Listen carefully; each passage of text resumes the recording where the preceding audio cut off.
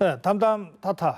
예, 이번에는 이 박근혜 대통령의 방중 외교를 좀 집중적으로 분석하는 특별 대담으로 진행해 드리겠습니다. 예, 우수근 중국 동아대학교 교수 그리고 남광규 고려대 아시아문제연구소 교수 이렇게 두 분과 함께하겠습니다. 어서 오십시오. 안녕하십니까? 네, 안녕하세요. 어제 오늘 이틀간에 걸쳐서 박근혜 대통령의 이 방중 외교가 순조롭게 잘 진행되고 있습니다. 이제 내일 하루가 더 남았습니다만 오늘까지 그 시진핑 주석과의 정상회담 그리고 열병식을 포함한 전승절 참석 어떻게 평가하십니까? 네, 저는 그 방중까지 우여곡절이 있지 않습니까? 네. 근데 그것을 고려할 때 그 상당히 잘된 투자였다. 풍성한 수확을 거뒀다라고 평가하고 싶습니다. 일단은 그 정상회담을 통해서 우리에게 가장 큰 이슈였던 북한 문제, 북핵 문제에 대해서 네. 그 중국 우리가 이제 북한 핵 포기, 북한 비핵화라는 것만을 고집하지 않음으로써 그 중국으로 하여금 중국은 대북 영향력이 가장 강한 나라지 않습니까? 네. 조금 더 우리와 함께 대북 압박 전선을 강화하게끔 이끌었고요. 무엇보다도 그 유엔 안보리 결의안 북한에 대한 그것에 대해서 중국 여태까지 애매모호한 자세로 일관해왔는데 충실한 이행을 강조하는 데 같이 동참을 했습니다. 예. 이것만으로도 우리는 상당히 큰 수확을 얻었다고 생각되고 또 시진핑 주석이 박근혜 대통령의 어려운 방중에 대해서 한중일 정상회담에 대해서 뭐 과거에는 시진핑 주석이 반대함으로써 이루어지지 않았는데 보다 더 전향적인 자세를 예. 보여준 것, 즉 박근혜 대통령한테 힘을 실어주게 된 것, 그것만으로도 우리는 큰 수확을 얻었다라고 저는 분석하고 싶습니다. 예, 박근혜 대통령이 여러 어려운 사정에도 불구하고 전승절 참석을 결정하고 또 열병식 참관까지 결정하지 않았습니까? 그런 사정을 시진핑 주석이나 중국 정부가 잘 이해하고 있을까요? 당연히 그렇죠. 그렇기 때문에 이번에 그만큼 각별한 예우를 했습니다. 곳곳에서 그 모습이 나타나는데 네. 우리는 이제 시진핑 주석의 옆자리에 푸틴 대통령이 섰다 해가지고 좀 우리 기대와는 좀 달라졌다라고 하지만 예. 저는요 우리가 너무 과분하게 많이 받았다라는 것을 말씀드리고 싶습니다.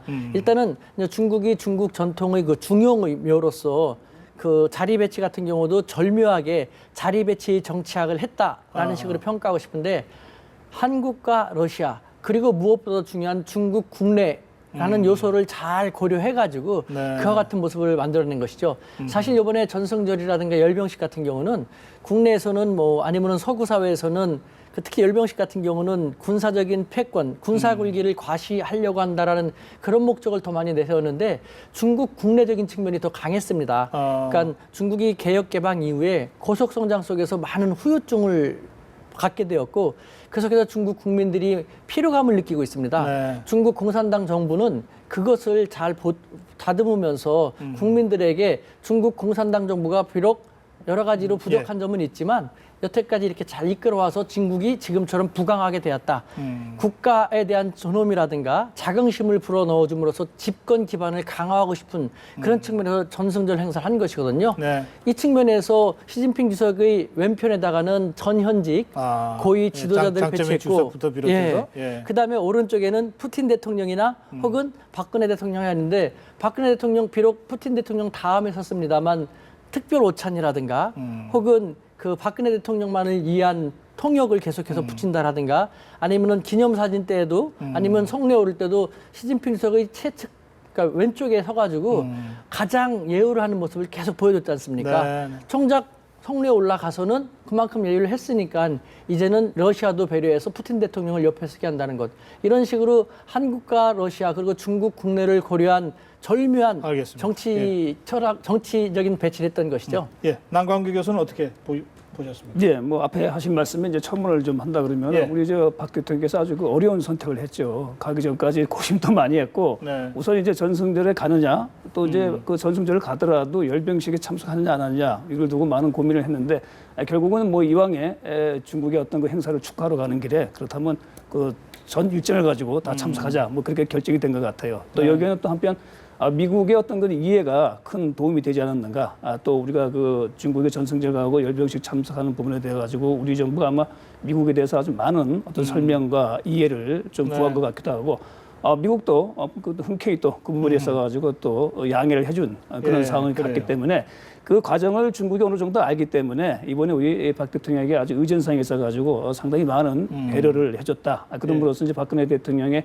이번 행사 참석이 우리로 와서도 상당히 좋다라고 하는 그런 평가를 받게끔 뭐 중국도 이렇게 한 것 같아요. 그런 네. 점에서 뭐 전체적으로 한중의 어떤 그런 그 결속되어진 모습을 보여줬고 또 한편은 또 뭐 미국은 한편은 좀 약간은 좀 삼자적 입장에서 좀 지켜보는 그런 입장이었는데 그래서 어느 정도 서로의 얼굴은 서로 채워준 예. 그런 또 회의인데 한편으로는 또 이제 좀 부담이 가는 거죠. 우리는 이제 어려운 선택을 예. 한 만큼 앞으로 한미 관계를 또 어떻게 할 것인가. 또 중국은 사실 이제 우리 대통령이 갔을 때는 북한 문제에 있어가지고 중국이 이전까지 보여줬던 그런 좀 약간 좀 형식적인 역할이 아니다. 실질적인 역할을 네. 강조하지 않았습니까? 그 부분에 있어가지고 중국이 앞으로 어떻게 나갈 것인가 하는 것도 중국에 주어진 하나의 또 과제다, 예. 부담이다 이렇게 볼 수가 있겠죠. 이 미국 쪽에서 한중 관계의 발전이 미국의 이익에 부합한다 이런 논평이 나왔잖아요. 예. 그런 점도 지금 말씀하신 대로 뭐 우리 정부가 미국에 대해서 충분히 설명하고 이런 노력한 결과 그런 메시지가 나온 거 아닌가 그런 생각도 듭니다. 자, 그런데 어떻습니까? 이게 이제 다국 30여 개국의 정상들이 모이는 이 다국 외교 정상 외교의 자리고 또 그 속에서 이루어지는 그 이 외교이기 때문에 이 정상들의 외교력, 정치력이라고 하는 것이 이제 정말 뭐 다 투명하게 보이는 거 아닙니까? 지금 중국에서는 뭐 박근혜의 열풍이 불고 있다 뭐 이런 얘기도 들립니다. 실제로 어떻습니까? 대통령에 대한 중국 국민들의 평가. 그 역대 우리 대통령 중에서는 가장 높죠. 그 여러 가지 이유가 있습니다. 일단은 박근혜 대통령 개인적인 역정이 스토리텔링이 됩니다. 특히 이제 동양적인 정서를 공유하는 유교 문화를 공유하는 중국에 있어서 그 부모님이 불우하게 이렇게 가셨고 또 어려움 속에서 역경을 겪고 일어났다. 그래서 박근혜 대통령의 자서전이 뭐 온라인 서점에서 판매 2위를 막 기록할 정도로 대단하거든요. 네. 게다가 집권한 다음에 그 전임 이명박 대통령과는 달리 중국에 대해 러브콜을 올리셨고 집권한 다음에 중국에 와가지고 또 중국어로 연설을 했지 않습니까? 그래요. 일련의 이와 같은 모습이 중국인들의 마음을 확 사게 됐던 것이죠.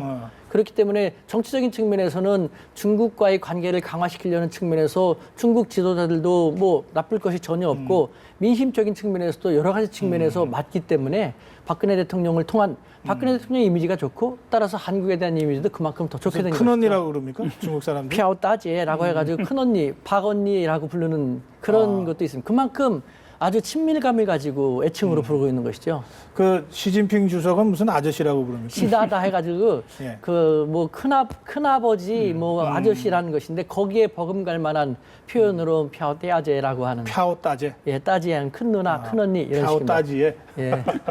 그래요. 하여튼 이제 이 정상이 갖고 있는 그런 매력이나 이런 여러 가지 인기 같은 것들도 다 국익을 위해서 잘 선용된다면 예. 그건 뭐 정상회계에서 빼놓을 수 없는 요소 아닙니까? 예. 그 점에서 이제 박근혜 대통령의 이 대중 외교가 앞으로도 그 여러 가지 우리가 좀 실질적으로 그 국익을 좀 챙길 수 있는 여러 가지 장치들을 좀 갖추고 있다 이런 평가도 가능하겠네요. 예. 그런데 이제 이 맞으면 동북아시아에서 벌어진 어떤 면에서는 굉장히 오랜만에 본 큰 외교 무대인데 이 두 나라가 지금 완전히 좀 주변화돼 버렸습니다. 북한이 그렇고 일본이 그렇지 않습니까? 그렇죠. 우선 북한과 관련해서는 어떤 평가가 가능할까요? 북한은 이제 아무래도 상당히 큰 또 국제적 고립, 외교적 예. 고립을 이번에 또 절감을 했을 겁니다. 네. 사실 이게 한 아주 오래전에는 김일성이 가가지고 오른쪽에 있었는데 지금 우리 대통령이 그 자리에 대신 서 있다는 글쎄 것이 말이에요. 보여주는 그 예. 상징적 의미가 상당히 강하지 않습니까? 네, 지금 뭐 대표단장 최용의 모습이 네. 보이네요. 예. 그래서 최영애를 보냈는데 네. 그래서 아마 북한 입장에서는 뭐 어차피 김정은이 이번에는 못 가죠. 왜냐하면 이제 또 중국의 기념식에는 가야 되지만 이 다자 정상들의 만남인데 아직 그런 실력이 못 예, 되는 거 또 하나 아닌가요? 뭐 김정은이 아직 첫 뭐 정상회담도 없는 경험이기 때문에 그런 상황 네. 속에서 이번에 최영애를 대신 보내줬는데 그래서 결국은 북중 관계 현주소를 보여준다 이런 측면도 있지만은 네. 또 다른 한편으로는 이번 행사가 한반도의 남북 간의 어떤 긴장 국면이 한참 고조되다가 해소되고 난 다음에 이루어진 행사 아닙니까? 네. 그런 측면에서 다른 한편으로는 북한도 이제는 계속 자기의 길을 갈 것인가, 아니면 정말 국제 흐름 속에 어느 정도 호응하면서 자신의 국익을 추구할 것인가는 어떤 그런 선택의 길에 서 있다고 볼 수가 있습니다. 그럴 예. 경우는 이번에 아마 체류회를 통해서 갔을 때는 그래도 뭔가 중국과 다시 한번 또 이렇게 관계 개선에 어떤 좀 뭔가 실마리를 마련하고자 하는 그런 의도로 있지 않겠는가. 일단 예, 그렇게 좀 맨 보여집니다. 뒷줄에 최용의 모습이 계속 보이고 있는데 저 사람이 아마 실감하지 않았을까요? 지금처럼 가서는 정말 국제 미아가 될 수 있다. 중국에서조차 이 정도다. 뭐 이게 김정은한테 잘 보호가 제대로 됐으면 좋겠는데요. 그런데 아까 언뜻 말씀 나왔는데 그 북중 관계가 뭐 굉장히 빠르게 변화하고 있다. 다들 이제 이렇게 우리 전문가들도 보고 있거든요. 실제 어떻습니까? 저는요, 우리가 생각하는 것 이상으로 북중 관계는 빠르게 변화했습니다. 하고 있는 게 아니라 제가 이렇게 중국하고 한국을 왔다 갔다 하면서 느껴지는 것은요. 네. 그런 표현을 쉽게 합니다. 저는 그러니까 서울에서 부산까지 가거나 광주까지 가는데 KTX 2시간 넘게 걸립니다. 네. 근데 서울에서 중국의 대도시까지는 비행기 타고 1시간 반 정도밖에 안 걸립니다. 네, 더 그러네요. 가깝거든요. 예. 그리고 중국이 조그만 아프리카 저 멀리 있는 조그만 나라가 아닙니다. 우도 저 멀리 있는 우리가 과학기술 수준이 아직 떨어져서 잘 모르고 카더라로 화학하지 않아 만드는 행성이 아니거든요. 바로 옆에 있는 전 세계에서 인구가 가장 많고 영토 크기도 세 번째로 큰 나라인데 네. 우리는 중국에 대해서 너무 편견과 선입견이 너무 견고해요. 음흠. 그러다 보니까 중국을 제대로 모르죠. 네. 이미 북중 관계는 과거에는 혈맹이었습니다만 냉전이 끝난 지금은요. 오늘 확실히 알 수 있지 않습니까? 혈맹이 끝났거든요. 혈맹, 이 단적인 예가 우리 북중 간에 1961년에 체결된 우호조약 있지 않습니까? 북중 우호조약. 예. 예. 우호조약. 그 우호조약에 의해서 우리나라에서는 아직도 무슨 일이 있으면은 중국은 북한을 도울 것이다. 자동 개입할 것이라고 하는데 동일한 조약에 대해서 중국은 이미 오래전서부터 특히 이제 김정은이 들어오면서부터 저렇게 하니까 중국의 해석은 판이하게 달라졌습니다. 한국은 왜 이렇게 우리 중국을 모르는지 모르겠다. 네. 일단은 우호조약에서 2조하고 4조를 들어갔고 2조 같은 경우가 이제 자동 개입 조항이 있는데 한국이 북한을 먼저 군사적으로 도발하거나 침략할 거라고는 생각하지 않는다. 따라서 2조 조항은 사실상 유명무실하고 4조 조항 같은 경우가 있는데 4조 조항은 북중 양국이 공통으로 중대한 모든 국제 문제에 대해서는 사전에 협의해야 된다라고 되어 있거든요. 아하. 그런데 북한이 사전에 협의 안 하잖아요. 그러니까 도발을 할 때 도발을 하려면 사전에 협의하면 중국은 두말할 필요 없이 반대할 하지 마라. 거라고 하고 사전 협의를 안 하면은 북한이 먼저 우호조약을 위반한 것이기 때문에 아하. 우리는 도와줄 수 없다. 예, 그런데 예. 한국은 어떻게 아직도 우리 중국을 그렇게 생각하는지 모르겠다라고 해석하고 있거든요. 네. 하지만 우리는 중국의 그런 상황을 전혀 모르고 있지 않습니까? 아하, 예. 바로 오늘 이 국경절 행사, 전승절 행사를 통해서 저는요, 우리가 지금의 북중 관계를 깨닫고 우리의 위상을 깨닫는, 그래서는 20세기 우리의 약소국 눈치 보기 새우 외교에서 21세기 중견 강국 돌고래 외교로 스마트하고 기민한 돌고래 외교로 전환하는 그런 계기로 삼았으면 좋겠다는 제안을 드리고 싶습니다. 좋은 말씀이시네요. 예, 그런데 오늘 뭐 조사에 보면 말이죠. 이제 우리 국민들이 중국을 어떻게 생각합니까? 하니까 60%가 넘게 긍정적으로 중국을 생각하는데 중국 사람들한테 같은 질문을 던지니까 한 47, 8% 정도만 긍정적으로 생각한다는 겁니다.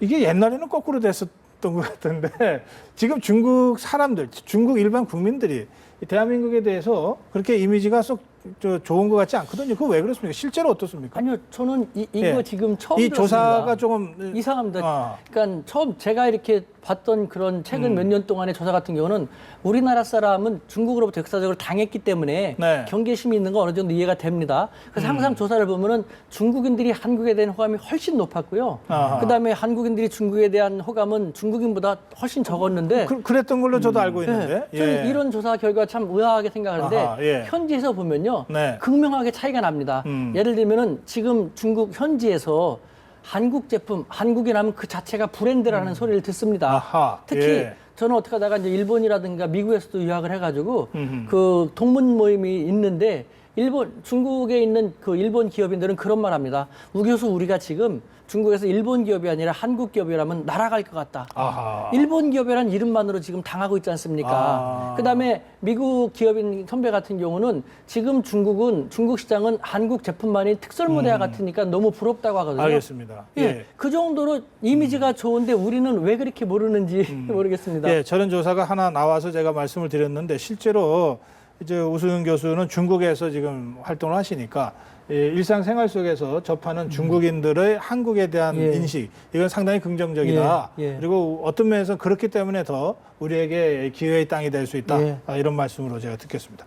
자, 근데 또 다른 한 나라가 일본이라고 그랬잖아요. 예, 예. 이게 뭐 사사건건 우리 대통령의 외교 행보에 대해서도 시비 걸고 반기문 사무총장에 대해서도 한국 사람이니까 아마 그렇게 시비를 걸었겠죠. 이 일본의 상황을 어떻게 우리가 이해를 해야 될까요? 뭐 일본은 일단 나름대로 이번 그 행사가 뭐 거꾸로 생각하면 일본으로서 이제 패한 날을 가지고 기념하는 행사이기 때문에 그러네요. 뭐 일본으로서는 참 그 자리에 가서 축하한다는 것이 좀 멋쩍죠. 그런 네. 부분이 있고 또 하나 이제 이번 전승절에 사실 그 우리 한국 박근혜 대통령이 이제 참가를 함으로써 어떻게 보면 이제 한중 관계가 더 밀접해졌다 이런 상황이기 때문에 동북아에서 일본의 어떤 외교적 입지가 좀 상대적으로 좀 약화된 것이 아닌가. 또 하나 네. 이제 뭐 역사, 과거사 문제를 둘러싸고 역시 한중이 일본에 대해 가지고 공동의 어떤 그 연대적인 그런 모습을 이제 보여줄 수 있기 때문에 그런 부분들을 아마 네. 일본이 좀 그 한 것 같아요. 그러나 한편으로는 또 일본 입장에서는 이게 이제 미국을 중심으로 해서 서방 국가들이 불참했다. 그런 상황 속에서 일본이 불참했다는 얘기는 다른 한편으로 이 동북아시아에 있어서 앞으로 미국의 어떤 파트너로서 일본의 역할이 더 중요하게 부각되는 네. 것이 아닌가. 그래서 그런 의미에서 일본 입장에서는 결국은 미일 동맹을 더 강화시킬 수 있는 뭐 또 그런 계기로 또 활용할 수 있는 것이고요. 아하, 예. 또 미국에서도 사실 그렇죠.